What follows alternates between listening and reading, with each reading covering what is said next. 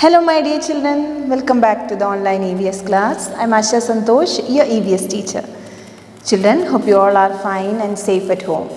We already completed all the portions for semester 2. So today we are going to discuss a lesson from social studies. Lesson number 5, Natural Resources of India. Let's start. Get started. Name the material that has been used to make the objects in each of these pictures. First one. Table is made from? Yes, wood. The ornament. The ornaments are made from metal. Next, steel pot. Steel pots are made from steel. And the fourth one, earthen pot.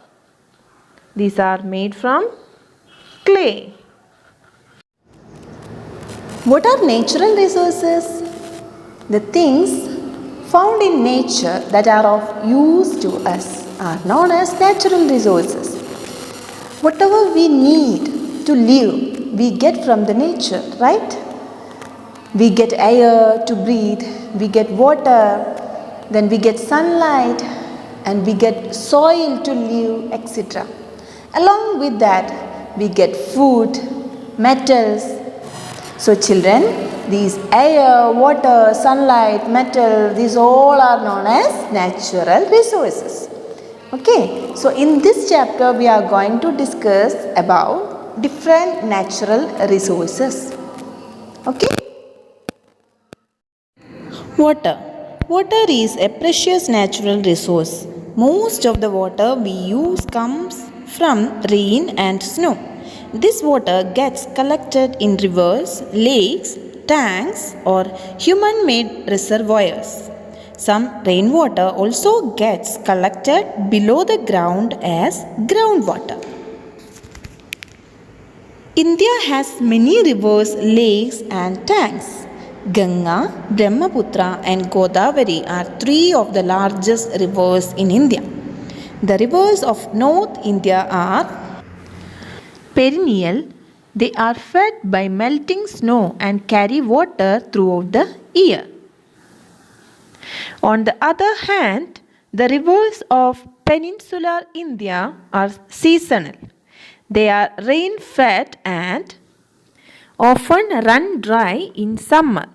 Lakes and tanks are an important source of water in peninsular India, especially during summer. Wells, hand pumps, and tube wells are used in areas where piped water is not easily available. Canals are built to channel water from one area to another. A dam is a wall or barrier built across a river to hold back water and store it.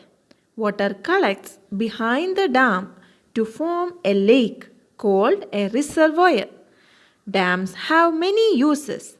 They help to control floods. The water stored in dams can be used for irrigation and for generating electricity. It can also be supplied to towns and cities. Some of the important dams in India are the Indira Sagar and the Sardar Sarovar dams on the Narmada River, the Nagarjuna Sagar Dam on the Krishna River, the Bakranangal Dam on the Satluj River. So children, which are the three largest rivers of India? Yes, Ganga, Brahmaputra and Godavari. Very good. So today we have discussed about water, right? So read the lesson. So this lesson is not there for your exam. Still you have to read the chapter. Okay? We'll meet in the next session. Until then, take care and goodbye.